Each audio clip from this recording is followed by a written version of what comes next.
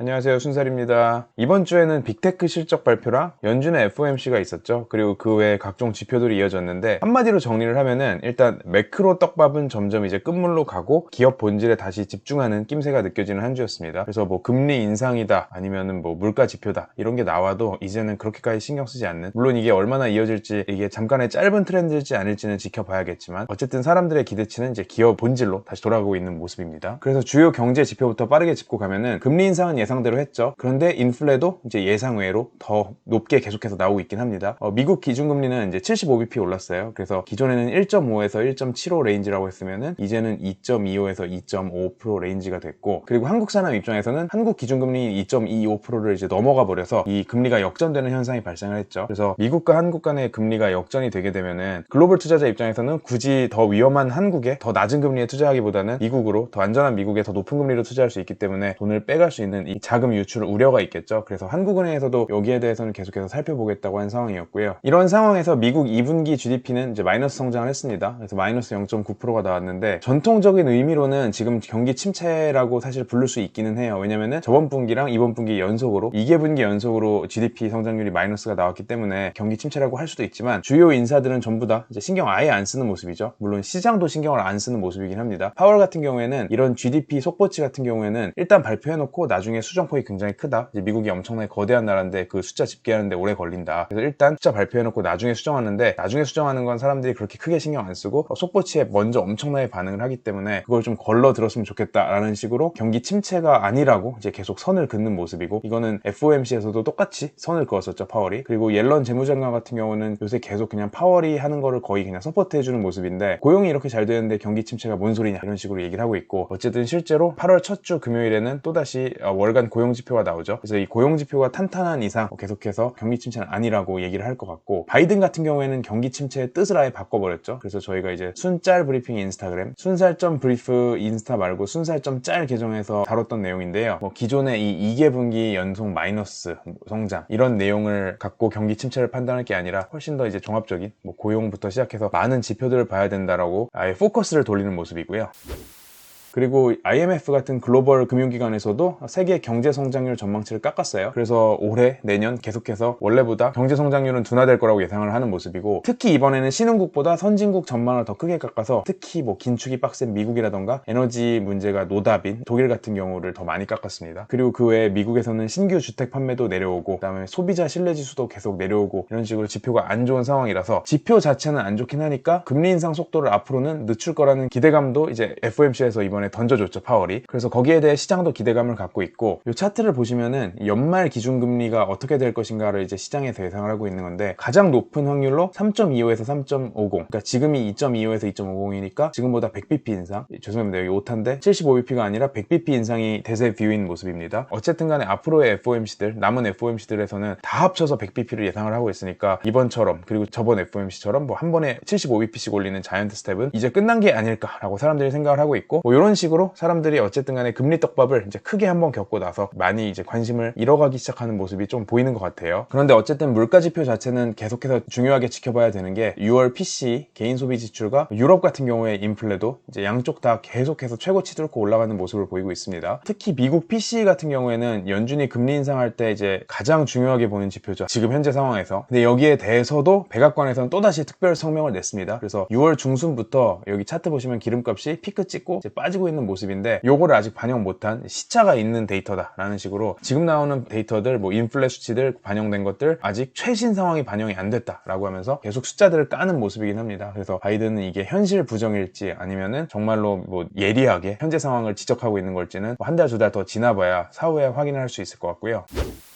한편 한국 같은 경우에도 소비자 신뢰지수가 엄청나게 폭락하긴 했어요. 그래서 좀 걱정이긴 한데, 2008년 이후 일단 최저치라 사람들이 굉장히 비관적으로 바라보고 있다고 이제 보면 됩니다. 그런데 GDP 성장률 자체는 아직 잘 나오고 있어서 되게 좀 엇갈린, 전망은 모두가 비관적인데 아직까지 실적은 괜찮게 나오고 있는 좀 엇갈린 상황이라고 보면 좋을 것 같습니다. 그리고 미국 주요 부양책들이 크게 두 가지가 통과가 됐죠. 하나는 반도체 지원법이고 나머지 하나는 재정 부양책인데, 어쨌든 이 두 가지 법안 모두 굉장히 오랫동안 의회에서 통과를 못하고 이제 합의를 못 보고 있다가 7월 말 기준으로, 이게 사실 7월 말까지 안 끝내면은 11월에 미국 중간선거 가기 전까지 시간이 붕 뜨면서 아예 그냥 이 법안들이 몇 달을 밀리고 11월에 선거가 다시 끝나고 나서 그때 이후에 재개될 수도 있는, 그냥 아무것도 못하고 유야무야 될 수 있는 상황들이 있어서 사실 7월 말까지는 다들 끝내려고 푸시해서 하고 있었고요. 실제로 어쨌든 통과가 돼서 뭐 규모가 어떻게 됐든 원래 생각하던 법안이랑 얼마나 차이가 나든 뭐 보조금이 이제 시장에 쏟아질 예정입니다. 그래서 반도체 업체, 미국의 생산 공장을 늘리는 반도체 업체들은 계속해서 수혜를 입게 될 거고, 재정부 양측 같은 경우에는 특히 신재생 에너지 업체들, 물론 이제 신재생 에너지 말고 화석 연료 회사들에도 어느 정도 보조금이 들어가긴 할 텐데요. 근데 어쨌든 신재생 에너지 업체들은 보조금이 쏟아져 들어올 기대감을 갖고 있습니다. 한편 이 유럽에서는 러시아산 천연가스 공급 문제가 계속해서 이어지고 있고요. 뭐 러시아가 독일로 가는 이 노드스트림 1 가스관을 설비 점검을 핑계로 닫았다가 이제 재개하는 그런 일이 한 주 전에 있었죠. 근데 그러고 나서도 또다시 유량을 절반으로 줄이면서 근데 이거 설비 점검 더 해야 될 것 같다는 식으로 유럽 목줄을 쥐었다 펴줬다 하는 그런 모습을 보이고 있고요. 어쨌든 독일에서는 이제 지멘스에서 우리가 그냥 설비 만들어서 갖다 줄 테니까 제발 좀 빨리 교체해달라는 식으로 이제는 거의 뭐 러시아 바지가랑이를 잡고 매달리고 있는 상황이고요. 그래서 이런 식으로 이제 가스 공급에 문제가 있다 보니까 EU에서 단체적으로 나서서 가스 사용량을 자발적으로 15% 줄이자라고 감축안을 내놨습니다. 근데 여기에 대해서 이제 북유럽과 남유럽이 이제 분열을 또다시 하고 있죠. 원래도 분열을 굉장히 많이 하는 곳인데 이 가스 같은 경우에는 일단 독일 같은 경우에는 당연히 지지하고 있고 목줄이 걸려 있기 때문에, 그리고 가스가 정말로 독일로 직방으로 오고 있죠. 근데 이태리나 남유럽 국가들 같은 경우에는 러시아 가스 의존도가 낮다 보니까 굳이 우리가 감축해야 되나 라고 반대를 하고 있죠. 그리고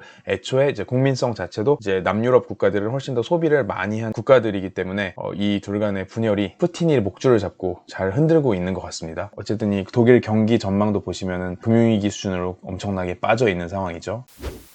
기업들 실적 같은 경우에는 저희가 이제 이 네이버 프리미엄 다른 글에서 총정리, 그리고 빅테크 실적 같은 경우에는 바로 직전 영상에서 저희가 유튜브에서 설명을 드렸었기 때문에 이 내용들을 봐주시면 좋을 것 같고요. 이외에 추가로 좀 더해질 내용들을 말씀드리면은, 테크주들 전반이 어쨌든 이 빅테크 실적이 기대보다 잘 나오면서 힘을 받았죠. 그러다 보니까 이 아크, 이제 시장에서 정말 빠르게 잊혀진 이 아크 같은 경우도 간만에 월간 플러스로 돌아섰습니다. 사실 한국에서도 수많은 투자자분들이 여기에 물려 계실 것 같은데 이제는 조금 더 기대를 해볼 수 있을 것 같은 그런 상황이고, 물론 아직 한참 멀긴 했습니다. 그리고 석유 회사들은 실적 계속해서 잘 나오고 있죠. 그래서 엑소모빌은 전년 대비 수익이 3배가 넘게 늘었고, 쉘 같은 경우도 역대급 실적과 자사주 매입을 발표했습니다. 그리고 하나 재밌는 점은 이 석유 회사들 실적이 좋으니까 전 세계 각국에서 횡재세 도입에 대해서 얘기를 했었죠. 그래서 에너지 회사들이 지금 같은 상황에서 추가 수익을 거두는 이런 부분에 대해서 세금으로 떼어가야 된다고 이제 각국 정부에서 얘기를 하고 있었는데, 영국 같은 경우에는 이 신임 총리 후보 중에 하나가 횡재세를 반대하는 공약을 냈습니다. 그래서 세금을 뜯을 게 아니라 이런 에너지 기업들이 영국에 투자 더 하도록 꼬셔야 한다는 입장이죠. 그래서 사실 되게 친기업적으로 다가가고 있고, 근데 문제는 어쨌든 이 사람 같은 경우에는 최종 후보 2인 중에 하나이긴 한데 훨씬 더 강력한 후보가 있기 때문에 아마 당선 가능성은 낮아 보이긴 합니다. 근데 어쨌든 간에 이런 식으로 정치인 중에서도 횡재세 무조건 다 찬성을 하는 게 아니라 뭐 반대하는 사람도 있다, 이 정도로 보시면 될 것 같고, 그리고 로쿠 같은 경우에도 실적이 굉장히 안 좋게 나왔죠. 가이던스도 안 좋게 나왔는데, 여기는 이제 OTT 셋톱박스 기기를 시작으로 해서 OTT 플랫폼도 운영하고 그 위에서 디지털 광고도 운영을 하고 있는 업체죠. 그래서 이 OTT 업 그리고 디지털 광고, 이 두 가지 키워드 모두 갖고 있는 회사인데, 팬데믹 때는 좋았겠지만 지금은 이 둘 다 완전히 아작이 나고 있는 산업이다 보니까 키워드 두 개에서 모두 때려 맞으면서 주가는 계속해서 내려가고 있습니다.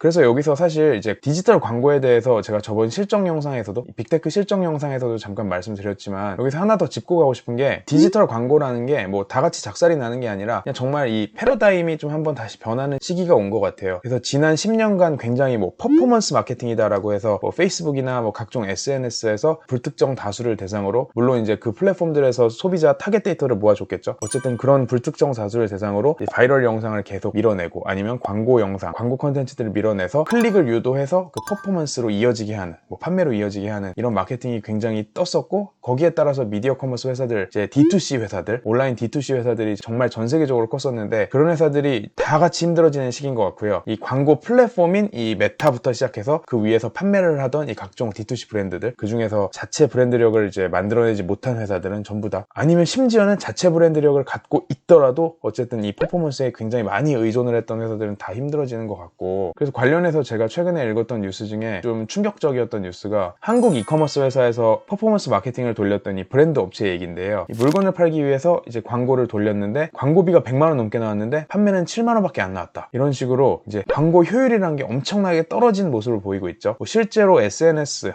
메타나 인스타그램 같은 SNS 광고의 이 퍼포먼스 효율이 굉장히 떨어진다는 거는 이미 뭐 몇 년 전부터 점점 추세이긴 했는데 이 정도로 효율이 떨어졌다고 하니까 좀 충격적인 숫자이긴 했고요. 근데 어쨌든 사람들이 이 퍼포먼스 광고라는 거에 굉장히 이제 질리게 된, 한순간에 다들 이제 발을 돌리게 된 상황인 것 같습니다.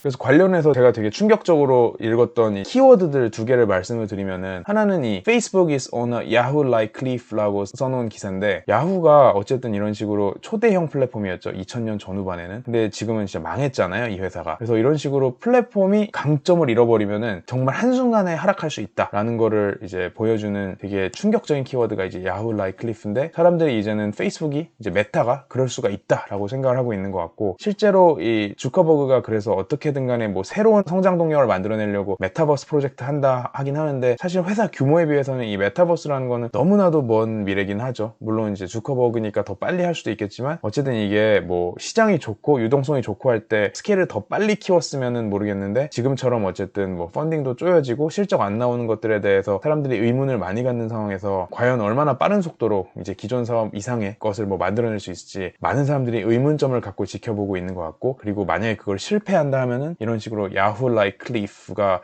벌어질 수도 있다라는 상황인 것 같고요. 그리고 이런 플랫폼에 의존을 하던 이 D2C, Direct to Consumer 브랜드들이 이제 다 같이 현실 맞이를 하고 있다라는 기사가 올해 초에도 나왔었습니다. 그래서 미국에서도 굉장히 유명한 뭐 와비파커, 스티치 픽스, 아니면은 뭐 올버즈, 그 외에도 화장품 같은 경우는 글로시에 같은 경우는 이제 아예 뭐 세포라에 입점을 하는 식으로 유통 채널과 아예 협업을 해가지고 어떻게든 간에 판매 채널을 다시 늘려야 되는, 소비자 노출 채널을 늘리고 있는 상황이고, 이런 식으로 이 연관 밸류체인 전반이 좀 힘들어지고 있는 모습인 것 같습니다. 그래서 어쨌든 간에 뭐 브랜드 입장에서는 여기서 계속해서 이제 소비자들이 직접 우리 브랜드로 찾아와야만 하는 그런 목적을 만들어야 하는, 어떻게 보면 좀 더 기업의 본질적인 마케팅 영역에 집중을 해야 되는 부분인 것 같고요. 그리고 그 외에 몇 가지만 더 빠르게 짚고 가면은, 미국에서 노조 설립 움직임은 기업들 트렌드죠. 그래서 스타벅스가 사실 굉장히 대표적인 케이스인데, 그 외에도 슈퍼마켓 체인인 트레이더 조스에서도 공식 노조가 결성이 됐다고 합니다. 그래서 점포별로 이제 노조들이 생겨나가면서 전 지역으로 또 확산이 될 것 같은 분위기고, 암호화폐 같은 경우는 글로벌 단위로 이 규제 당국의 스탠스들에 다들 관심을 갖고 있는 모양새죠. 그래서 코인베이스 같은 경우에서는 이제 SEC에서 자세히 들여다보고 있는데, 얘네들이 이제 불법을 저질렀는지 안 저질렀는지